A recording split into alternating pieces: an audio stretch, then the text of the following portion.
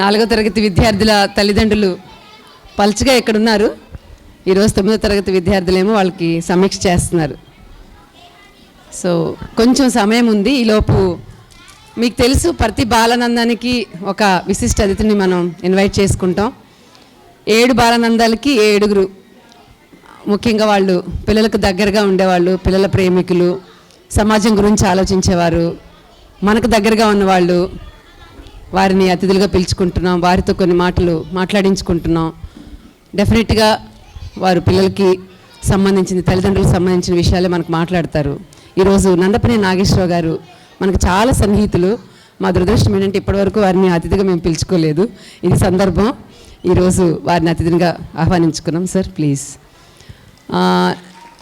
నాగేశ్వరరావు గారికి అందరికీ తెలుసు, ఈ ఊరు వాళ్ళందరికీ ఇంకా బాగా తెలుసు. చాలా సంక్షేమ కార్యక్రమాల్లోనూ పిల్లల గురించిన కొన్ని హాస్టల్స్ నడుపుతున్నారు. ఆంధ్ర కళా పరిషత్తులో చాలా ముఖ్యమైన పాత్ర వహిస్తున్నారు. ముఖ్యంగా మాకు ఈ మధ్య బాలోత్సవాలు జరిగినాయి. ఇక్కడ తల్లిదండ్రులకు తెలిసి ఉంటుంది, ఒకరోజు సెలవు కూడా వచ్చింది పోయిన శనివారం.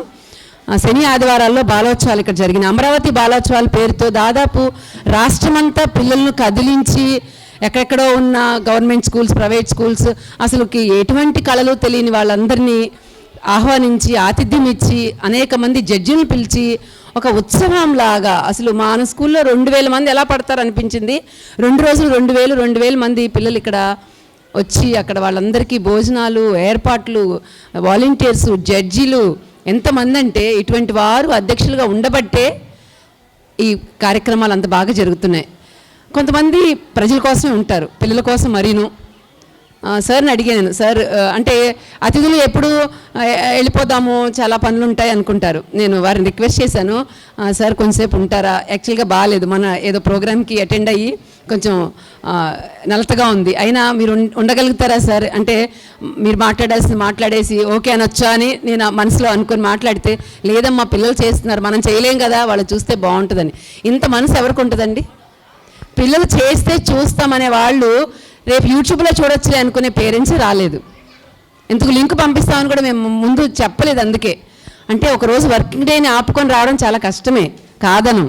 ఈరోజు బుధవారం వర్కింగ్ డే, అమ్మ నాన్న రావాలంటే చాలా కష్టమే. బట్ అన్నీ మనం సండే రోజే పెట్టుకోలేం. సండే చాలా కష్టం కూడా ఈ మధ్యలో సండే రావడం.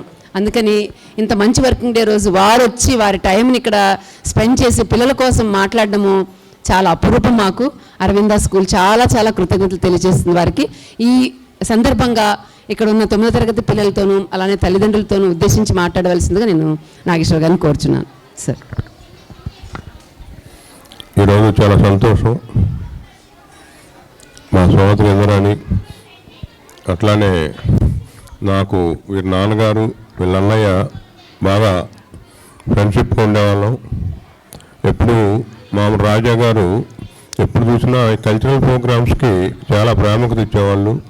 అట్లానే అరవింద అక్కడ మామూలుగా ఇట్లాంటి పెద్ద స్టేజీలు కట్టి ఎన్నో ప్రదర్శనలు ఇచ్చేవాళ్ళం. అక్కడ ఎన్నో కల్చరల్ ప్రోగ్రామ్స్, లేకపోతే పిల్లలకి ఆటలు పాటలు, ఈ బొమ్మలు తయారు చేయటం, ఈ మామూలుగా మ్యూజిక్, ఇట్లానే రకరకాల కార్యక్రమాలు చేసేవాళ్ళం. అక్కడ నేను వెళ్తూ ఉండేవాడిని.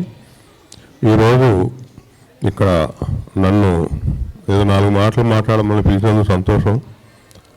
ఎందుకంటే ఇప్పుడు జనరేషను, మా జనరేషన్ అంటే ఇప్పుడు 1965లో ఎస్ఎల్సి. మరి ఆ రోజుల్లో మాకు చిన్నపిల్లలప్పుడు అసలు స్టేజ్ ఎక్కడం కానివ్వండి, లేకపోతే ఇది చేయటం కానివ్వండి రానిచ్చేవాళ్ళు కాదు. అంటే 5th ఫ్లోర్ వరకు, అంటే దాదాపు 11వ తరగతి వరకు కూడా మమ్మల్ని స్టేజ్ ఎక్కనిచ్చేవాళ్ళు కాదు. మేము ఎంత ఇంట్రెస్ట్ ఉన్నా కూడా నువ్వు కూర్చోరా, నీకెందుకురా ఇట్లనే వాళ్ళు. అట్లా ఈ రోజుల్లో మనం 1వ తరగతిగా అసలు మామూలు ఎల్కేజీ ఇంకా ముందర నుంచి కూడా పిల్లల్ని వాళ్ళు ఇప్పుడు జనరేషన్ చాలా తేడా ఉంది. అసలు పుట్టుతోనే ఇదవుతున్నారు. ఇది వరకు సంవత్సరానికి 1 అడుగు వేస్తే గొప్ప, ఆహాహా మా అబ్బాయి 1 అడుగు వేసాడు అనుకునేవాళ్ళం. ఇప్పుడు 5వ నెల 6వ నెలకి పిల్లలు లేచి నడవటం ఇవన్నీ చేస్తున్నారు. అంటే జనరేషన్లో మార్పు. అట్లానే తెలివి ముందర అన్నింటికన్నా ముఖ్యం. ఇప్పుడు మరి అది మామూలు దేవుడు సృష్టించినదో ఏమో నాకు తెలియదు, కానీ అట్లా పిల్లలు చాలా తెలివిగా తయారవుతున్నారు. ఒక డ్యాన్స్ నేర్పాలంటే మేము ఇదివరకు కనీసం 1 నెల రోజులు పట్టేది.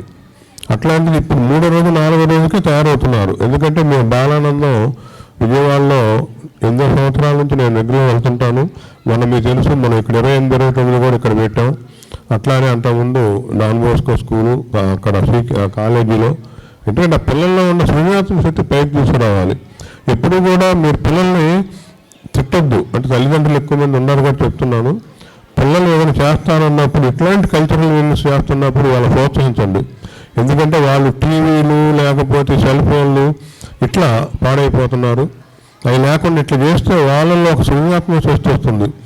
ఇప్పుడు ఈ రోజుల్లో దేని చదివిస్తున్నాం మనం? వాళ్ళ భవిష్యత్తు కోసం. మన తల్లిదండ్రులు కూడా మన పిల్లలు బాగా చదువుకున్నారన్న పేరు కోసం మనం చదివిస్తున్నాం.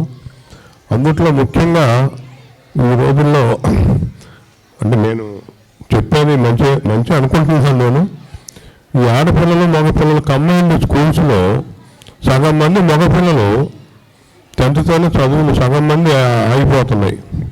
కారణం ఏంటి చెప్పండి? కారణం ఏంటంటే ఏం లేదు. అంటే నేను చెప్తాను, ఇప్పుడు ఆడపిల్లల ముందర మగపిల్లలు ఏమైనా అడగాలంటే సిగ్గుపడతారు టీచర్ని. అట్లనే ఆడపిల్లలు ఇప్పుడు ఈ రోజుల్లో కాస్త ఎక్కువ అడుగుతున్నారు. అది కంబైన్డ్ స్టడీస్ కన్నా విడిగా ఉన్న చోట బాగా మగపిల్లలు ఆడపిల్లలు కూడా బాగా తెలియజేస్తున్నారు. అది ఒకటి ఎప్పుడు కూడా టీచర్స్ కానివ్వండి, పెద్దవాళ్ళు కానివ్వండి, పిల్లలు కానివ్వండి, సోదర భావం పెంచుకోవాలి. అంటే నేను చూసింది మామూలు గుంటూరులో ఒక పేరు చెప్పడం అనవసరం కాలేజీ అక్కడ 2-3 సార్లు వెళ్ళాను. అక్కడంతా కూడా అక్క, అన్న, తమ్ముడు, చెల్లెలు. ఆ భావం వచ్చినప్పుడు వాళ్ళల్లో ఎంతో ఒక ఇది పెరుగుతుంది. భయం అనేది ఉండదు క్లాసుల్లో. అది ముఖ్యంగా ఉండాలి. సోదర భావం, సోదరి భావం ఉంటే పిల్లలు బాగా ఫెయిల్ అవుతారు. మనం అడగటానికి కానివ్వండి, ఇది చేయడానికి కానివ్వండి, ఎవరు ఫీల్ అవ్వరు. కుటుంబం, ఒక క్లాసు, అన్నదమ్ముల మధ్య, అక్క చెల్లెల మధ్య కనుక ఉంటే అది మాత్రం వాళ్ళ ఎడ్యుకేషన్ బాగుంటుంది. అట్లానే ఇక్కడ ఉండలేదో నాకు తెలవదు, ఉంటుంది కానీ ఉండాలి ఇంకా. ఎందుకంటే ఈ జనరేషన్లో పిల్లలు పెద్దలైన కాడి నుంచి కూడా రకరకాల ఇవన్నీ టీవీలు వీటన్నిటి మీద చెడిపోతున్నారు. అట్లానే ఎక్కువ యువకుల్లో అంటే ఇక్కడని కాదు, మీరు చూస్తున్నారు. ఇప్పుడు మంగళగిరిలో మీరు పొద్దుగూకి జనసేన ఆఫీస్ వెనకాల వెళ్ళండి, ప్రేమ విలాస్ అని ఉంటుంది. అక్కడ పోయి చూడండి, కనీసం 2-3 వేల మంది ఈ నల్ల మందు, గంజాయి తాగుతా, సిగరెట్లు తాగుతా, మందు తాగుతా అంతా 16 నుంచి 25 ఏళ్ళు కుర్రాళ్ళు ఉంటారు. ఇప్పుడు ఎక్కడి నుంచి వస్తున్నాయి డబ్బులు నాకు అర్థం కాదు. మనం మామూలుగా ఎంతో కష్టపడి, నేను 20 గంటలు కష్టపడతాను, నేను నెలకు 10 లక్షలు సంపాదించిన 10 పైసలు మిగలవు. అంటే సర్వీస్ ఖర్చు పెడతాం, ఏదో పెడతాం, అది పిచ్చి ఖర్చులు పెట్టాం. కానీ చెప్తున్నా, ఇప్పుడు ఈ రోజుల్లో పిల్లలకి ఎక్కడి నుంచి డబ్బులు వస్తున్నాయి? మనం ఇస్తేనేగా, లేకపోతే మన ఇంటి దొంగతనాలు చేసో, లేకపోతే బెదిరించో. అందుట్లో ఈ రోజుల్లో 1-2 పిల్లలు అవడంతో వాళ్ళు అడిగినట్టు మనం పాటించకపోతే ఆడు ఎండిన డబ్బా తాగుతాడో దేంతో వస్తాడని చెప్పి మనం ఆ పిల్లల్ని చెడగొడుతున్నాం. ఆ స్థితి రాకూడదు. పిల్లల్ని చిన్నప్పటి నుంచి ఉండాలి. కష్టపడుతూ నేర్పండి పిల్లలకి ఏదైనా కానీ. ₹1 సంపాదించటం 1వ తరగతి నుంచి కూడా, అంటే ఇంట్లోనే ఏదో పని చేయించినందుకు నీకు ఇంత ఇస్తావు, ఏదో కూరగాయలు కోపించండి, కొంచెం ఆడపిల్లలు లెవెల్లో వస్తే నీకు ఇంత ఇస్తామండి, అది తప్పులేదు. వాళ్ళు కూడా ఇంట్రెస్ట్తో కూరగాయలు కోయటం, లేకపోతే ఇది చేయటం ఏదో నేర్చుకుంటారు, చేస్తారు. మరి డబ్బులు ఇస్తారు, వృధా ఖర్చు పెట్టకూడదు. అట్లా ఖర్చు పెట్టినప్పుడు దాని డబ్బులు విలువ తెలుస్తుంది, రూపాయి విలువ. అది ఈ రోజుల్లో ఎక్కడ తెలవకుండా పిచ్చి ఖర్చులు పాడైపోతున్నారు. మరి ఆ పోలీసులు చెప్తే ఏం చేయాలి సార్ అంటారు. ఇప్పుడు రోజు పట్టుకొచ్చారు, 4,000 మంది దొరికారు. ఏం చేయమంటారని ఎస్ఐ గారు అడిగాడు. ఏం చేస్తే పిల్లలు పాడైపోతారు, వద్దులే భవిష్యత్తు పోద్దు, వార్నింగ్ ఇవ్వమంటే మళ్ళీ 4వ రోజు పోతే 2,000 మంది ఉన్నారు.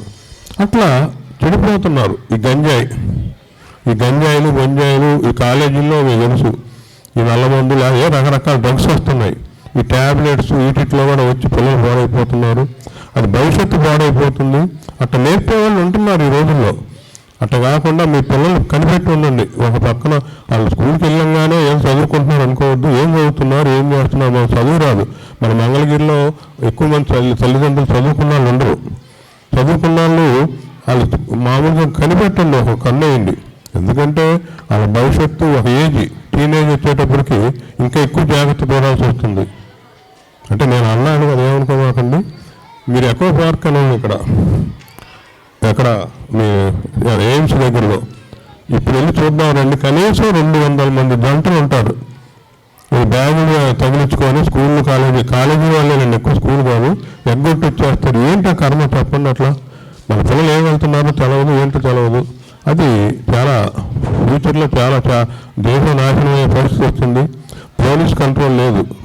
పోలీస్ అనేవాడిని మీరు చూసారు అసలు ఇక్కడ మంగళగిరిలో 2 నెలల్లో రోడ్డు మీద పోలీసు కనపడుతున్నాడా? 3 ట్రాఫిక్ పోలీసులు ఉంటారు. వాడేదో ఆ కాసేపు ఉంటాడు ఈ సెంటర్లో ఆ సెంటర్లో, తర్వాత ఉంటారు. పోలీసు వ్యవస్థ లేదు. డిఎస్పీతో డైరెక్ట్గా చెప్పాను, ఏంటో పోలీసు వ్యవస్థ లేదంటే మా మ్యాన్ పవర్ లేదంటాడు. ఎట్టా మరి పిల్లలు ఒక్కొక్కటి బండి మీద నలుగురు వెళ్ళటం, ముగ్గురు వెళ్ళటం, ఇష్టం పోవటం, ట్రాఫిక్ రూల్స్ ఉండదు, ప్లాన్ ఉండదు, ఏముండదు. ఏంటయ్యా అంటే ఏం లేదు. నేను చంద్రబాబు లెటర్ రాసా, 6 నెలలు నాకు అప్పచెప్తే ఆంధ్రప్రదేశ్లో ట్రాఫిక్ పోలీసు ట్రాఫిక్ లైట్ లేకుండా వదిలేస్తానని చెప్పాను. ఎందుకు చేయరు? నాకు ఇష్టం లేదు. ట్రాఫిక్ కంట్రోల్ ఎట్లా చేయాలో నేను ఇదివరకు విజయవాడలో చేశాను, హైదరాబాద్లో కూడా చేశాను వాసుగారంగా.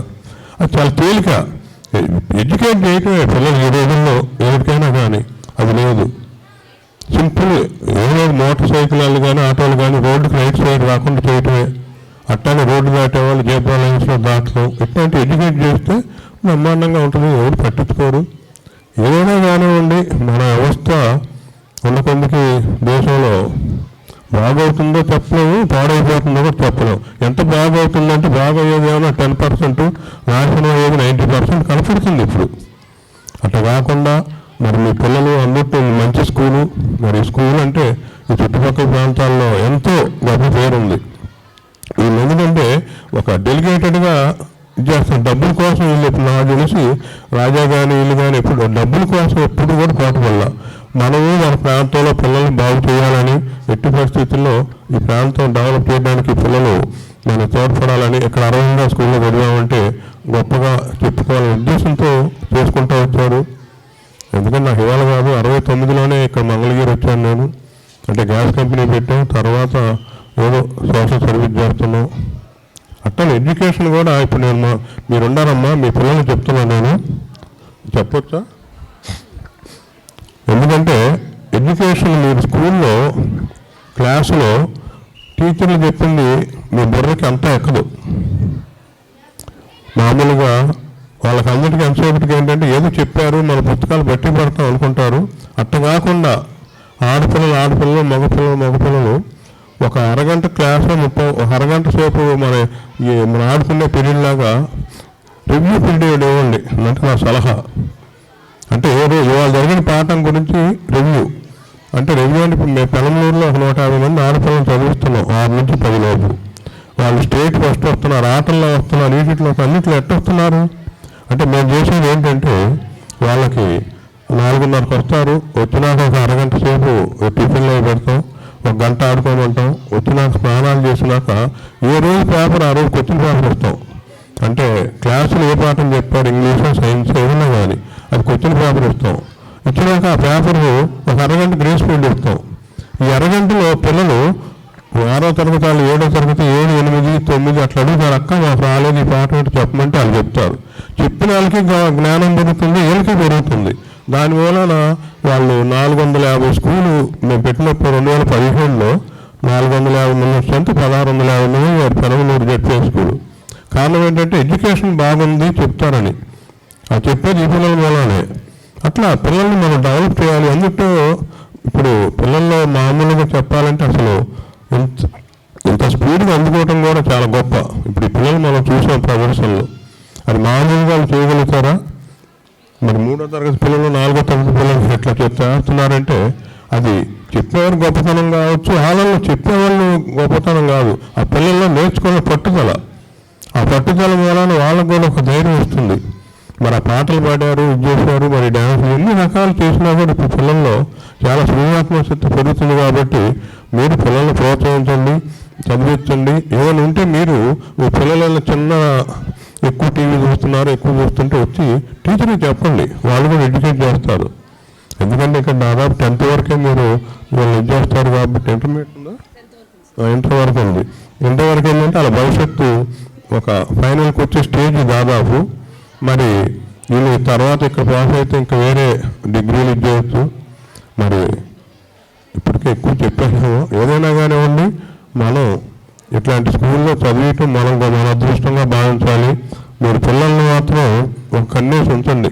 ఆడపిల్లలు కాదు, ఆడపిల్లలు ఇంకా నయ్యే ఈ రోజుల్లో. మగపిల్లలు మరీ పాడైపోతున్నారు ఫ్రెండ్షిప్ మూలంలో.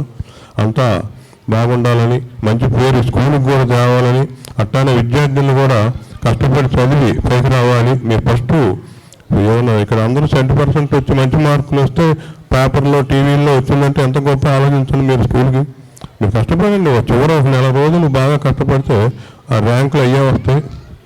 మా టీచర్లు మాత్రం మీరు ఒకటి గుర్తుపెట్టుకోండి అమ్మా, తెలవకపోతే అడగండి. అడగకుండా కూర్చుంటే మీకు చదువు రాదు.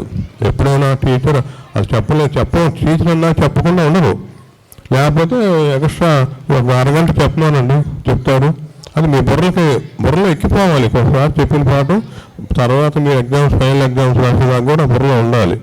అట్లా చేయాలని అంతా స్కూల్కి మంచి పేరు తెస్తారని నాకు అవకాశం వచ్చినందుకు కృతజ్ఞతలు చేస్తూ సెలవు తీసుకొని నమస్కారం. ధన్యవాదాలండి.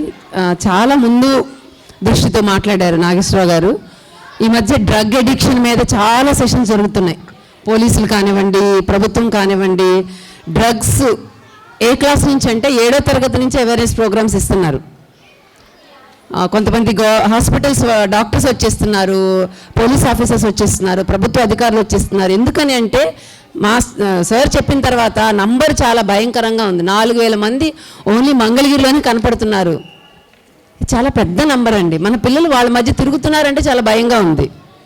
సో ప్రతి పేరెంటు వాళ్ళ పిల్లల్ని అబ్జర్వేషన్లో ఉంచుకోవాలి. ఎక్కడికి వెళ్తున్నారు అనేది తెలియాలి. అలానే వాళ్ళని హింసించడం కాదు, బట్ ఒక అబ్జర్వేషన్ అనేది పిల్లలకు ఎవరితో ఫ్రెండ్షిప్ చేస్తున్నారు, వాళ్ళకి అసలు అంత లీజర్ ఎందుకు వస్తుంది. స్కూల్ చదువులు చాలా వాళ్ళకి సరిపోనంతగా ఉంటాయి. కాకుండా వాళ్ళు మ్యూజిక్, డాన్స్ ఇలాంటి కళల్లో వాళ్ళ మనసు ఉంటే మిగతా వాటికి వెళ్ళడానికి అవకాశం ఉండదు కదా. మనం ఆ టేస్ట్ని కల్పించలేకపోవడం వల్ల వాళ్ళు ఈజీ రిక్రియేషన్కి, ఈజీ ఎంటర్టైన్మెంట్కి వెళ్ళిపోతున్నారు. ఒక సాంస్కృతికంగా, ఒక శాస్త్రీయంగా ఒక విద్యను నేర్చుకునే పిల్లలు అటువైపు చూడరు. అది ఇవ్వడానికి మనము జంకుతున్నాం కానీ ట్యూషన్స్ పేరుతో పంపించేస్తాం. ట్యూషన్లో ఏం చేస్తారు పిల్లలు అంతసేపు? మార్నింగ్ నుంచి ఈవినింగ్ వరకు ఇక్కడ చదువుకుంటారు. చదువుతో పాటు డెఫినెట్గా వాళ్ళకి ప్రతి క్లాస్కి 2 పీరియడ్లు వేరే ఉంటాయండి. 6 సబ్జెక్ట్స్తో పాటు ఒకటి ఆర్ట్ కానీ, క్రాఫ్ట్ కానీ, మ్యూజిక్ కానీ, గేమ్స్ కానీ ఏదో ఒకటి ఉంటుంది. టీచర్స్ ఎప్పుడూ గమనికలో ఉంటారు. ఈ సంవత్సరం సీసీ కెమెరాలని చాలా లక్షల ఖర్చులు పెట్టి పెట్టాల్సి వచ్చింది. ఎందుకంటే ఇటువంటి వాతావరణంలో పెరిగిన పిల్లలు ఒకరిద్దరు చేరడం మధ్యలో లేటరల్ ఎంట్రీ కూడా కొంచెం భయపడుతున్నాం. ఈ మధ్య అడ్మిషన్స్ ఆపేసాం 6th నుంచి 10th వరకు. ఎందుకంటే రకరకాల వాతావరణం నుంచి వచ్చే పిల్లలు, ముఖ్యంగా సార్ చెప్పినట్టుగా మగపిల్లలు వెంటనే ఇమ్మడలేకపోతున్నారు. ఇక్కడ కొట్టరు, పనిష్మెంట్స్ ఉండవు, ఫ్రీడమ్ ఉంటుంది, దాన్ని అలసుగా తీసుకుంటున్నారు. సో వీటన్నిటిని దృష్టిలో పెట్టుకొని చిన్నప్పటి నుంచి ఉన్న మాకు ఇక్కడ 2 సెక్షన్స్కే ప్లేస్ ఉందండి. 1+4 అంతస్తులు 2 సెక్షన్స్కి మాత్రమే ఇక్కడ మనకు అవకాశం ఉంది. కాబట్టి మన దగ్గర నుంచి వచ్చిన పిల్లల్ని మనం ప్రమోట్ చేయడానికి ఇష్టపడుతున్నాం. ఇంత భయంకరమైన స్థితిలో మన పిల్లలు ఉన్నారనేది నాగేశ్వర గారు మరొకసారి మనకు గుర్తు చేస్తున్నారు. వారికి ధన్యవాదాలు. అండ్ పిల్లలు పీర్ లెర్నింగ్ గురించి కూడా చెప్పారు, చాలా ఇంపార్టెంట్. అది మనం ఏదో ఒక సమయంలో అంత ఇంపార్టెన్స్ ఇవ్వటం లేదు, కానీ ఇంపార్టెన్స్ ఇవ్వడం వల్ల పిల్లలు నేర్చుకోవడం ముందుకు వెళ్తారని 9th and 8th స్టూడెంట్స్ ఇక్కడ ఉన్నారు. కాబట్టి పీర్ లెర్నింగ్లో ఏం జరుగుతుంది, మనకు తెలియని విషయాలు పక్కన వాళ్ళ నుంచి నేర్చుకుంటాం, పంచుకుంటాం, షేరింగ్ ఉంటుంది. బాగా వచ్చిన పిల్లలు రాని పిల్లలకి అలా అంటే ఒక సబ్జెక్ట్లో ఒకరికి చాలా స్ట్రెంగ్త్ ఉంటుంది అనమాట. అలా షేర్ చేసుకోవడం. పెద్ద క్లాస్ పిల్లలు చిన్న క్లాస్కి నాగేశ్వర గారు చెప్పినప్పుడు ఎగ్జాంపుల్ 7th పిల్లలు 6th, 6th పిల్లలు 5th అలా మనం కొన్నిసార్లు చేస్తాం. అది రెగ్యులర్గా ఒక కరిక్యులంలో భాగమైనప్పుడు అది చాలా బాగుంటుంది. ఈవెన్ మన పిల్లలు కూడా తమ్ముళ్ళు అక్కలు ఉన్నప్పుడు వాళ్ళు ఒకరి నుంచి ఒకరు చెప్పుకోవడం వల్ల కూడా వాళ్ళు చాలా నేర్చుకుంటారు. ఎందుకంటే వాళ్ళు ఆ క్లాస్ జరిగినప్పుడు అంత కాన్షియస్గా ఉండరు, కానీ వాళ్ళు చిన్న తరగతి చెప్తున్నప్పుడు వాళ్ళు కొంచెం కాన్షియస్గా ఉంటారు. ఇవన్నీ చాలా అమూల్యమైనటువంటి విషయాలు. అవన్నీ తల్లిదండ్రులు ఏదో ఒక సందర్భంలో గుర్తుపెట్టుకుంటారని ఆశిస్తున్నాం. I request our teachers and Arvind and Shekhar sir to felicitate our guest today. ముందుకు వస్తున్నాయండి అతిథులు మాట్లాడినప్పుడు. Shivaramakrishna is here, 8th class. So this is the painting done by the child అండి. ఆ బాబు వేసిన పెయింటింగ్ మీకు ఇవ్వాలని. ఇవనన్నా. And this is the calendar with students paintings అండి. అది ఎప్పటికీ ఉండిపోద్ది క్యాలెండర్. Thank you sir. ఇది మా school newsletter, cloth bag and ధన్యవాదాలు. 3rd class teachers are coming, 4th class. అందరికీ సంతోషం ఇచ్చిన నాగేశ్వరరావు గారికి ప్రత్యేక కృతజ్ఞతలు. మా 4వ తరగతి విద్యార్థుల ప్రోగ్రామ్స్ అన్నీ కూడా చూసి వెళ్ళవలసిందిగా కోరుచున్నాను. Thank you so much.